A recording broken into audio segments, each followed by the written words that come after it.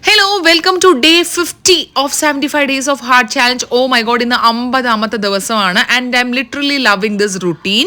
And also അതിൻ്റെ കൂടെ നമ്മളുടെ ലാസ്റ്റ് ഡേ ഇൻ കൊച്ചിനാണ്. നമ്മൾ നാളെ വെളുപ്പിന് നമ്മൾ ബാംഗ്ലൂരിലേക്ക് തിരിച്ചു പോവുകയാണ്. ആക്ച്വലി ഇന്ന് ഞാൻ സെക്കൻഡ് ഡേ ഓഫ് പീരിയഡ്സിലാണ് and I'm so damn tired today. ഞാൻ ഇന്നലെ പീരിയഡ്സ് ആയപ്പോഴത്തേക്കും കുഴപ്പമൊന്നുമില്ലാത്തപ്പോൾ ഞാൻ ഓർത്ത് എൻ്റെ റുട്ടീനും എൻ്റെ വർക്കൗട്ടും കാരണം എനിക്ക് ഒരു കുഴപ്പമില്ല എന്ന് വിചാരിച്ചു. പക്ഷേ ആക്ച്വൽ സീൻ വന്നത് സെക്കൻഡ് ഡേ ആയിരുന്നു.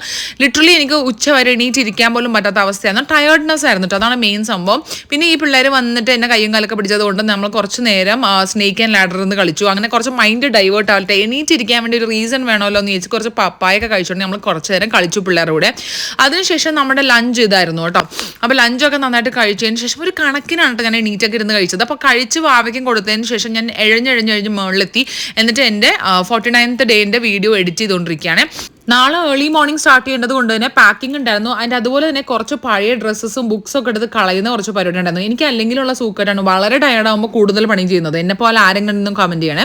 ആൻഡ് അങ്ങ് അറ്റം ഞാൻ എക്സോസ്റ്റഡ് ആവുകയും ചെയ്യും കേട്ടോ. അങ്ങനെ ഞാൻ 5 മണിയൊക്കെ ആയപ്പോഴത്തേക്കും നടക്കാൻ വേണ്ടി ഇറങ്ങി. ബിക്കോസ് നടന്നിട്ടുണ്ടായിരുന്നില്ല. നടപ്പിന് ശേഷം ഞാൻ 6 മണിയുടെ സ്ലോട്ടിനുള്ള വർക്കൗട്ടാണ് ഇന്ന് കയറിയത്. ബിക്കോസ് രാവിലെ നമ്മൾ കയറിയിട്ടില്ലല്ലോ എണീക്കാൻ വയ്യാത്തതുകൊണ്ട്. ആൻഡ് ഇന്ന് നമുക്ക് ലെഗ് വർക്കൗട്ടായിരുന്നു.